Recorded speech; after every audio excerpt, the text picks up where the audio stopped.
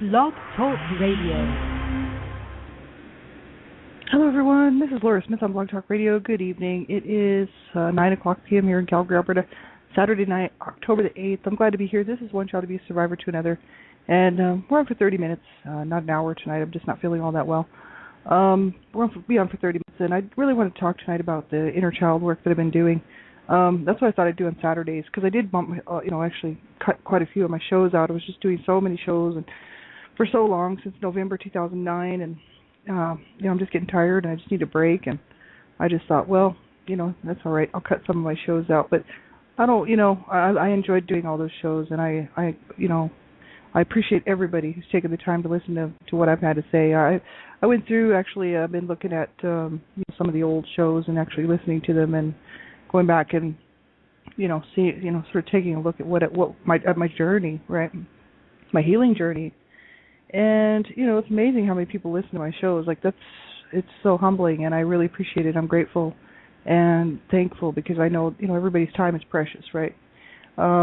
So thank you for spending that time with me. A lot of you, I do know who you are, and a lot of you I don't. So, I appreciate everybody who's tuning in. That's awesome. So last Saturday, or maybe the Saturday before, I'm not sure. I think it was last Saturday. We were looking at inner child healing work, and actually, last week I had author Jane Rowan, on the show, and she's awesome. She wrote a book called The River of Forgetting. It's a great book, and it's about her journey and her work with her inner children that she did with the help of a therapist and some other groups and different things she had been doing for years to work through her healing journey from child sexual abuse. And she's an amazing lady. I really enjoyed that interview. It was really just more like a chatting with an old friend. She's a nice lady, and it was a great show. Really enjoyed that hour.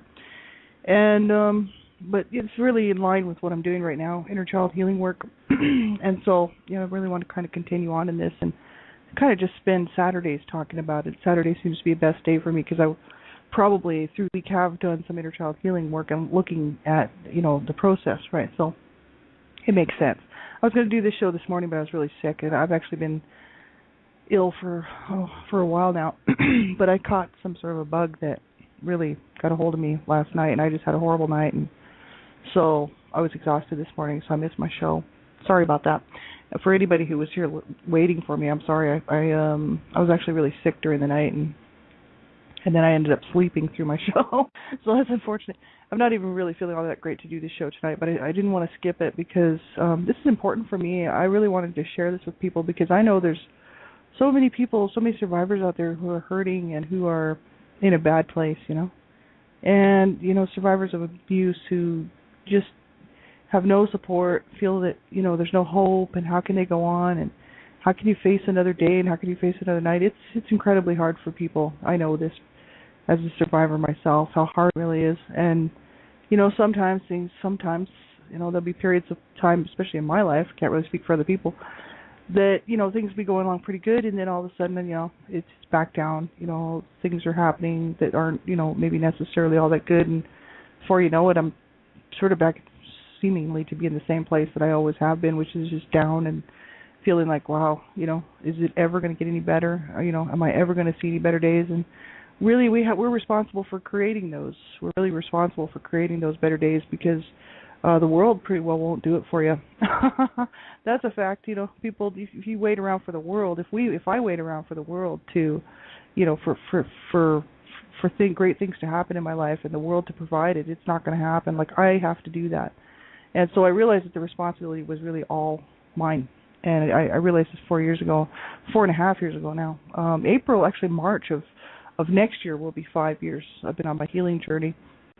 And, that's a long time, but I figure it's a lifetime, Jane Rowan was talking about 15 years the other night. So, this just tells you it's good, though, because I'm in a much better place now than I ever was.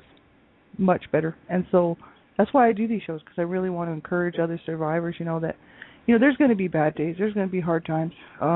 Best thing to do is really just reach out, get some help, no matter what help it is, whatever works for you, group support, online group support, counselor, therapist, whatever it is. Just make sure, self-help or friends or whatever, but just make sure you do reach out and get some support. It's so important, to to not suffer on in silence, to suffer on in pain on your own, you know. Like I talked about this pretty well all through my shows that I've done here. I've done about over 800 shows now on Blog Talk Radio, just on my stuff. I was also doing shows for another group.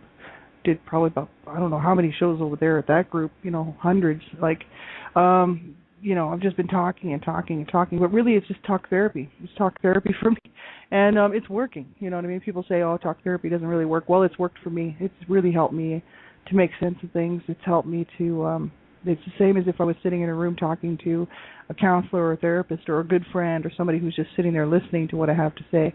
It helps me to put things in place. It helps me to clarify things and make sense of things that happened to me as a child and that happened to me all the way through, you know, in my life, decisions I've made in my life, you know.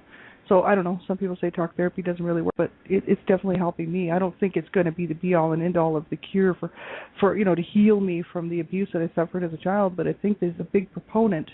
It certainly has helped me a lot. And so, you know, may not help everybody. What works for me may not work for somebody else, and what works for somebody else may not work for me, right? We're all different. We all need different things. So whatever you do, don't give up, you know, just keep looking, just keep searching what's going to work for you. So Saturdays, I sort of thought, well, I'll keep going with your child healing work because I, you know, like I did a whole lot of, actually I did some work on it last night, and that's and Thursday night. So Thursday night and also Friday night, I did some work on the inner child healing work, which I'm doing through John Bradshaw's books, mainly John Bradshaw's Homecoming, Reclaiming Your Inner Child, or Reclaiming and Healing Your Inner Child, as well as the Healing the Shame That Binds You book from John Bradshaw. So these two books are, you know, what I'm really using right now, and also Robert Burney web pages and his book. His book is called Codependence, The Dance of Wounded Souls. And so this is some good information for me, especially for my inner child work, right? And John Bradshaw's books just make sense to me. Like, I really like what he's doing and what he did to provide a way to get in touch with the inner child and to learn how to, you know, to first of all, to rescue that inner child, to save that inner child, to get that inner child to a safe place within us. You know, this is, you know, I'm the adult now. I can look after this.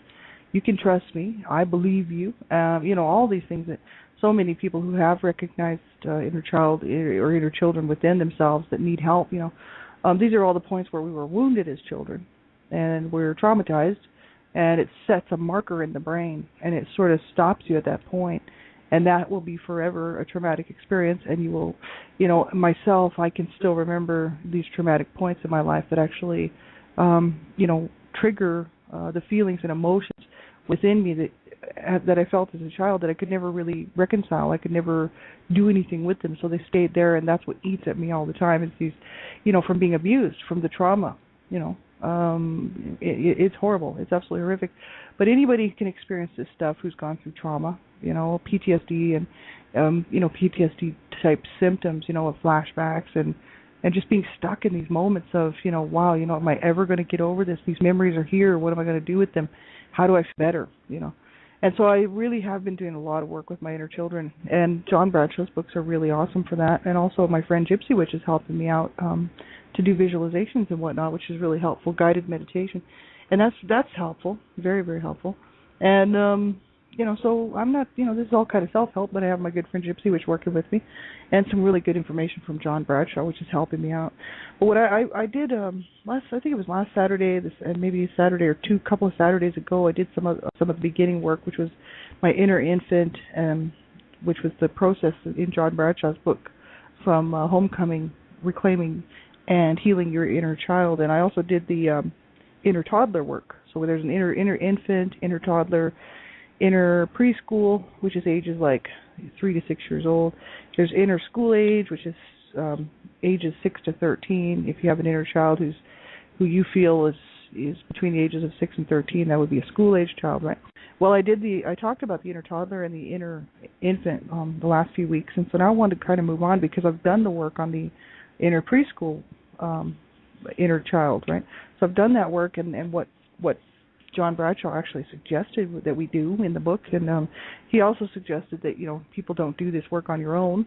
It's not something that, it's not easy to do because you have to take a look at the abuse. You have to go back and think about what was going on at the time, you know, for these different stages in our lives as children growing up, if you grew up in an abusive home or being abused by someone.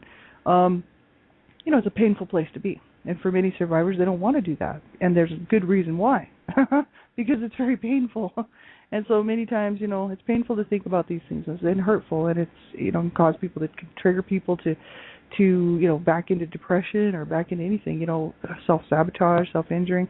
You have to be really sure before you do any type of stuff like this, that you're okay to do this work and that you are going to be able to come out of it with a feeling okay, and that you're going to be able to not, it's not going to throw you back, and make you regress backwards in your healing journey, things like this. You got to make sure that you're at the point, really, where you can handle this stuff, because it's not easy to do, to go back and look at the abuse and look at how you felt as a child and who was around and whether or not there was any support and what was happening, the environment, right? Because I have clear cognitive memories of the way that I grew up. So, I can remember this stuff. I've been able to remember it forever, and so it doesn't bother me to think about it or talk about it. But I know that for many survivors, it can be very painful, especially if you haven't dealt with it. I didn't deal with the child sexual abuse that I suffered as a child until about last June, really. So June of 2011. So it's only been a few months, and I've actually been writing a book. I'm writing a book right now. And it was hard because I really didn't want to see that. I didn't want to have to deal with that. That's something I put away because I didn't want to see it. I didn't want to think about it. I knew about it, obviously. It's just that I didn't want to deal with it. I didn't want to deal with the pain and the feelings of being abused sexually as a child. So I was concentrating more on the other stuff from my parents and whatnot, and that was easier for me to do. And so recently, I since June of 2011, I've started doing the inner child healing work, especially with my inner child who was sexually abused by my brother. And that's hard. It's a hard place to be. But I know that I'm okay. Like, I'm not going to hurt myself. I'm not going to hurt somebody else. Looking back at this, I'm not going to regress in my healing journey. I'm safe enough to do it. So you have to be sure that you're safe enough to do this stuff. The ASCA, the Adult Survivors of Child Abuse, they have a great workbook called the Survivor to Thriver Workbook. It's free. You can download it off their website. That's www.ascasupport.org. And you can get the Survivor to Thriver Workbook. You don't have to download it if you don't want to. You can read it right on their site. And the first 35 pages are safety first. That's the first 35 pages of their manual, which is 105 pages long, is safety first. So that tells you it's like a third of the book is all about, are you safe enough to do the work? That's how incredibly important this is. Even John Bradshaw said in his books, he's like, do not attempt this if you have not been treated by a professional for any past abuse, for any past abuse at all. I'm doing it because I know I'm not going to hurt myself. You know what I mean? But you have to be very, very careful when you're doing this work. So if you're listening to my show, just know that, you have to listen at your own discretion, because I'm talking about abuse. It's a sensitive subject. It may trigger people. You have to know what's good for you to listen to. Everyone has to listen to my shows at your own discretion at all times. And young children under the age of 18, this is really not a show for children. It's a lot of adult content, mature material. And young people under the age of 18 should have an adult listen to the show with you. Hopefully you have someone in your life who you can trust. I know I didn't, but I sure hope that you do have somebody in your life that you can trust that will help you make a decision whether you should be listening to my stuff or not, right? Age appropriately. It's really not for younger children. And so we'll get right into this. I wanted to look at the inner preschool work that I did, which wasn't hard for me to do. I knew what was going on, what was happening in my home, especially from the age of 4. I have a lot of cognitive memories 4 on, age 4, 5, 6, 7, right? But this is inner preschool 3 to 6. So 3, it's not too much there, right, as far as cognitive memories go. But I knew what was going on in the home. I definitely knew what kind of a home I was growing up in, and I knew what people were doing all around me. My parents, my brothers, my sister, the behaviors, what was happening. I could remember back, to all this stuff. And as you're doing the work in John Bradshaw's book, it's really a healing workbook, but with the inner children, right? It's he guides you through the process of how to do this and how to get back into that place, right? And so I did the work, and what I did was I did the meditation and everything. But first I debriefed, and because that's what he asked everybody to do. He says, think back to, like when you were an inner preschool child, about preschool age, 3 to 6 years old. Think back to what was going on in your life, who was around, the family system, right? Marriage, what was their marriage like? What was the home like? If you had siblings, or if you had people in your life, were they supportive, were they not supportive, this type of stuff, right? And so what I did was I debriefed my situation first about the home I was growing up in. And I wrote down that night when I did this. I actually did this work on September 22nd. So it's been a few days. Been a couple of weeks actually. I wrote family system, dysfunctional, abusive. This was when I was 3 to 6 years old. My parents were brought up on child abuse charges, and it was a horrible mess. The social workers were coming around, and they were checking on us, but it didn't really change the environment in the home. My parents hated each other, and they had no intentions of really trying to straighten out. The only thing they couldn't do was abuse us too badly while the social workers were around, because the social workers were checking. They used to check my diaper. They used to check for bruises and burns and welts and stuff. And they used to check my clothes. Like, they used to make me take my clothes off, so they could check for bruises and stuff like that, signs of beatings and stuff. And I was just a small kid, at that time. My parents were brought up on charges, both of them. They didn't do any time. They were not convicted. They were just charged with child abuse, and they were told to get family counseling. They were told to get counseling for themselves. I already kind of detailed this in mini shows already, but they didn't follow through. They went to 2 counseling sessions. That was it. And then the social workers were trying to help them out. Then they just sort of complied to trying to work things out and whatnot. And back in the 60s, really, there wasn't much really being done at that time. It was just brand new. The system of CPS and DHS was just brand new right around then, and they didn't really know at that point how to handle things. Like a man and a woman would come to the home with their clipboards, and they would write stuff down. They would talk to my mom, and they would check me out, and they would make reports, right? And that was about it for the support. Like, they didn't have courses for my parents to take for anger management, or they didn't really have much going on. My parents were both diagnosed mentally ill at the time when they were brought up on charges. And my dad was diagnosed borderline schizophrenic with personality disorders, paranoia and whatnot. My mom was diagnosed with manic depression, which is really bipolar stuff right now. Right, they've renamed it bipolar. And, my mom was depressed and angry, and she was abused as a child, so was my dad. So they were both just carrying on the cycle, right? And they hated each other, and they just made life miserable for each other and for their children.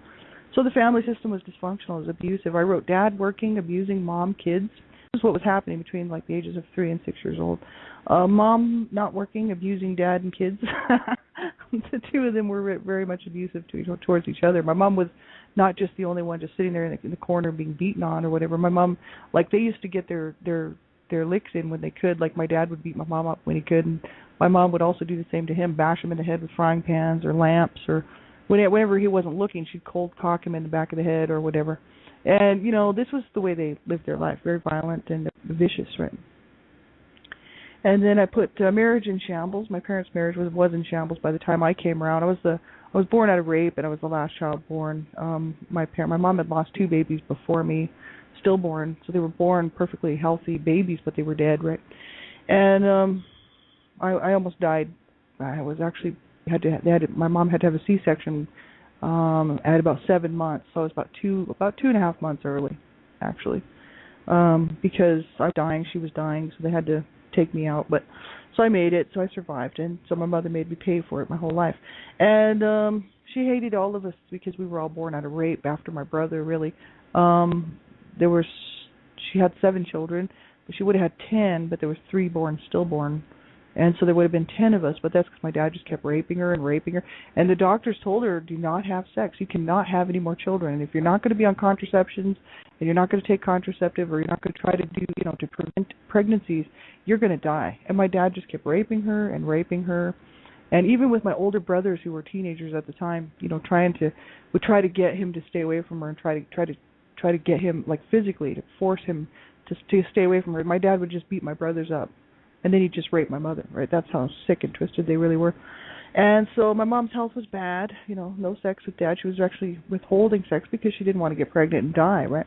My dad's mental health was bad. He was forcing her to have sex all the time. And my mom was unhappy. She was miserable. She was depressed. She was angry. My dad was unhappy. He was pushy. He was spiritually abusive. He was physically abusive. My mom was like a non-person, really. She felt that she was a non-person, and she really was. She didn't have any rights in the home, and except for to push her kids around and abuse me.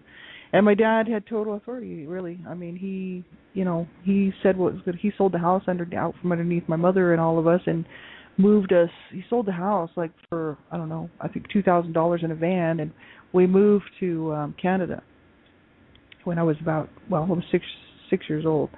And so, he didn't care what she thought. He didn't care if she wanted to move. He was moving her around the country. They were from Canada, and he was moving her everywhere. He was in the service, and so they moved all over to go, different. He would get stationed in different places in Canada. Then they would move, like, Montreal or Labrador, Goose Bay, and different places like that. Then they moved to the States. My dad left the service, and they moved to the States, and then we just lived down there. So, but he didn't care where she wanted to go. Like, he would just do these things, and she just had to go along.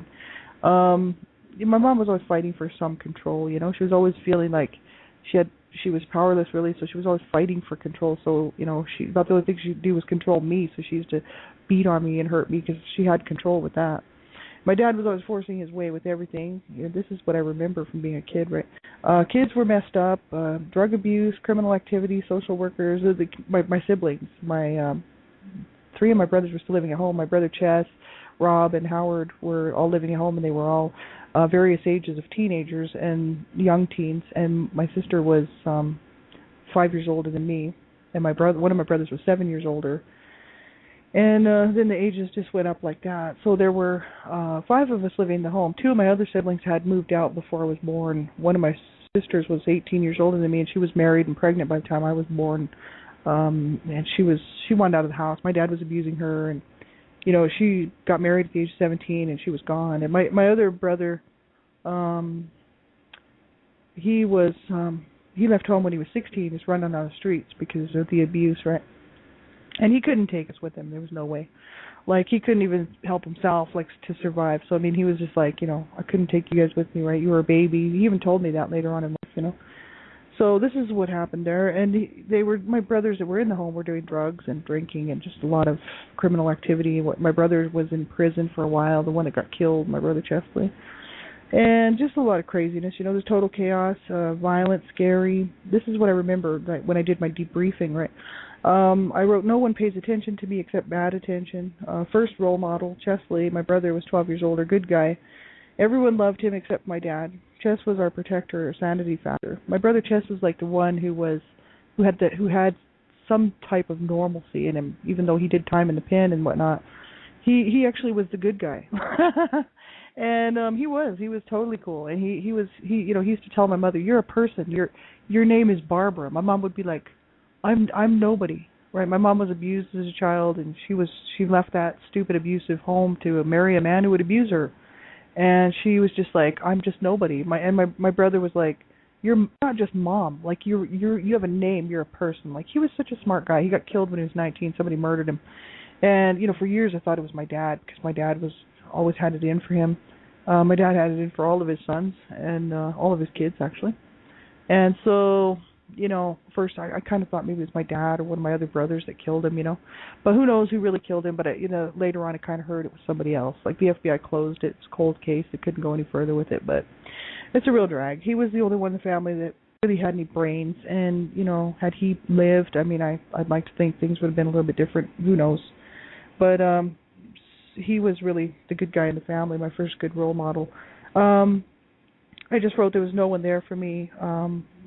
As far as like my early beginning experiences with my own sexuality of being a girl, and knowing that I'm a girl, and seeing the abuse and the sexual abuse going on between my parents, that sex was bad, hurtful. My mom was being raped.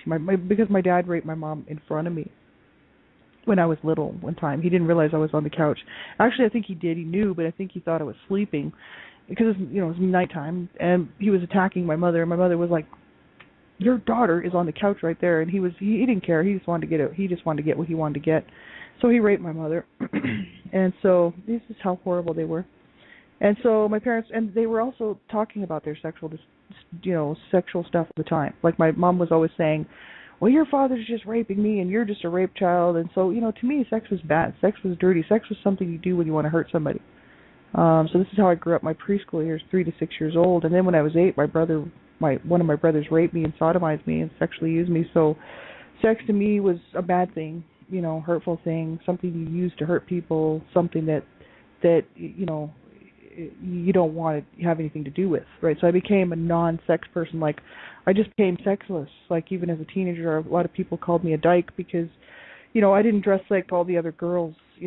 I kind of kept myself a non-person. Like, I didn't look like a guy. I didn't look like a girl. I just kind of looked like invisible. I didn't want anybody to see me. I didn't want anybody to see me as a woman or to look at me as a woman, right? I had all kinds of problems with my body and all kinds of problems with what my own sexuality meant to me and to other people. Right? It was absolutely horrific, and that's what my parents did.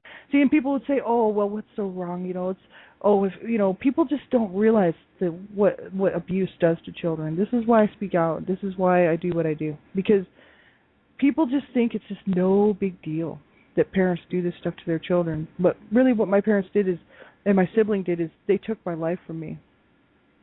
Like, that's exactly what they did, and it can never ever be replaced. It can never ever be made right. You know what I mean? You can't make stuff like that right. There's no way to do it. You can't take it back.